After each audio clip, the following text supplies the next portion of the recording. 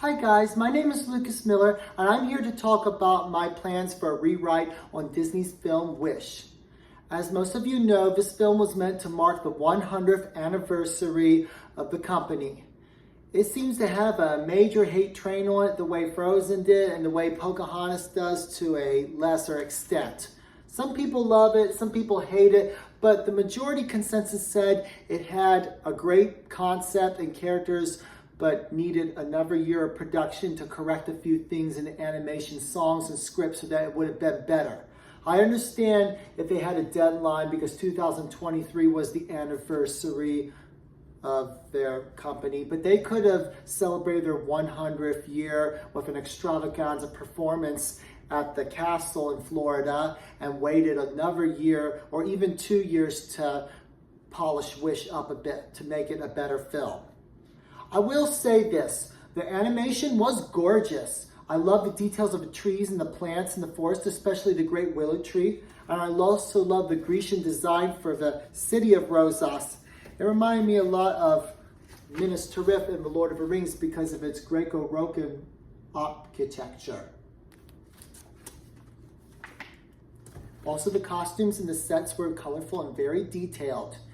My main problem, though, is I don't know what I'm supposed to think or feel at the end of Wish. I don't know what the overall message is. The directors and screenwriters said that they thought they had exposed Magnifico, the Wizard King, as a narcissistic cult leader with a god complex, and were surprised at how many people in the audience took a liking to him instead.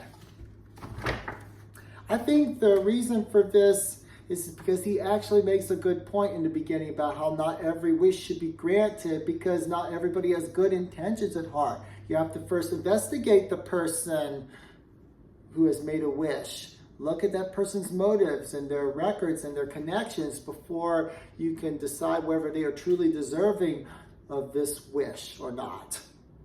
If they really wanted to make Magnifico a villain, they could have gone a whole lot further. They could have shown him enslaving the people of Rosas like Moses, Prince of Egypt, or Spartacus, or abducting girls from peasant families to create a harem for himself, or demanding his citizens bow down, worship him, or else they will be burned to a stake or thrown to the lions.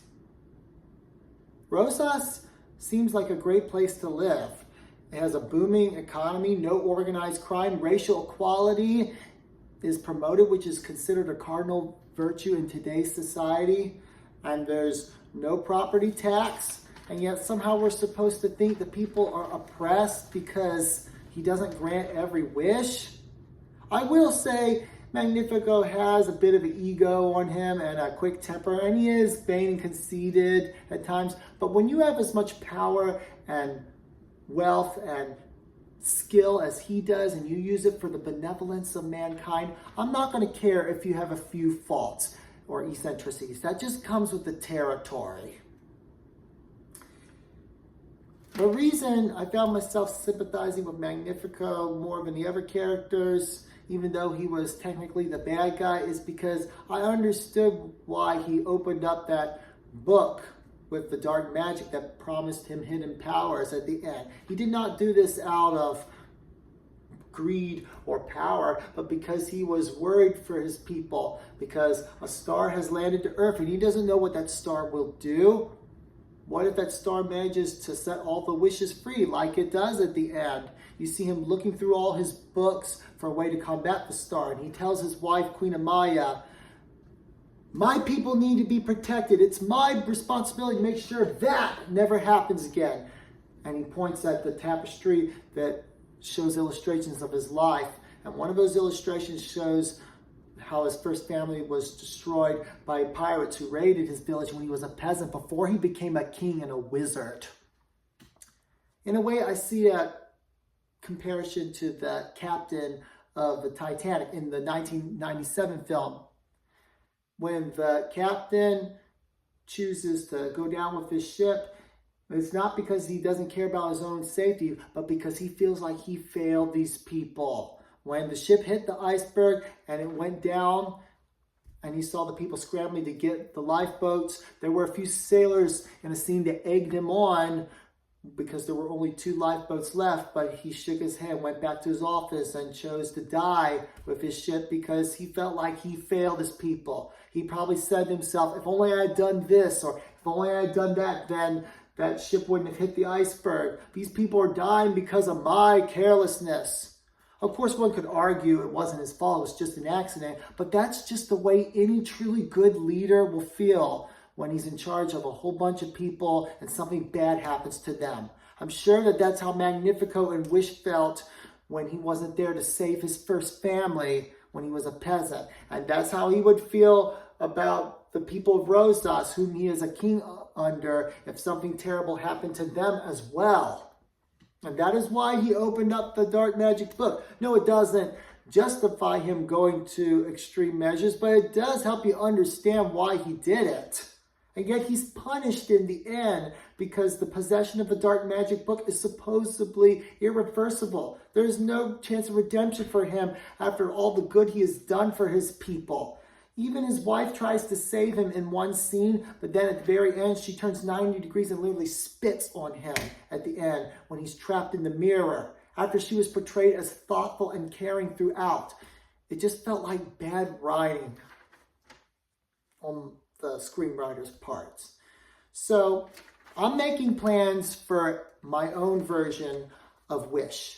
I think the first half was good, but the second half started going downhill in terms of the quality of the screenwriting. When it got to the song, This Is the Thanks I Get, and then on, it starts going downhill. It almost feels like 2 different stories meshed together.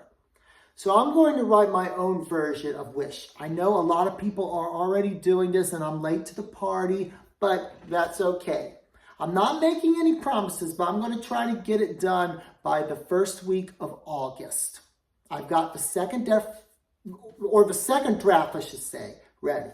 I've got the second draft ready. I just need to polish a few things before I put it on Archives of Our Own and Wattpad and fanfiction. In my story, when Asha goes to the willow tree to wish upon a star, the star comes down as a human character, a star boy, the way so many people have wanted. The star boy's name is Raphael. He is a prince who lives in a nebula in the universe.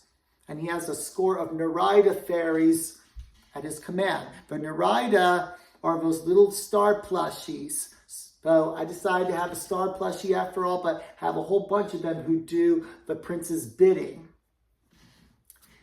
He and Asha steal some of the wishes, believing Magnifico is unjust for hoarding them, even though the people gave them up at their own free will, and they set them free. But then they suddenly realize that some of these wishes they stole and let loose came from people with evil intentions.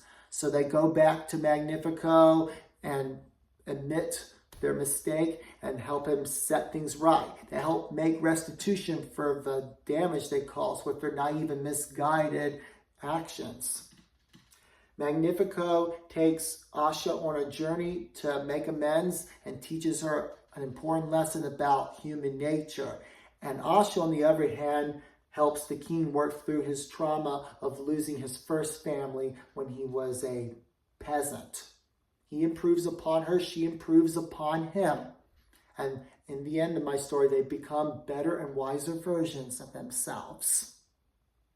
I know a lot of you people are sold on the idea of the king and queen being a villainous couple like Ahab and Jezebel. And it may work for your own personal story, like it seems to be working for Pinky Machine's Alicia in the Starlight Kingdom.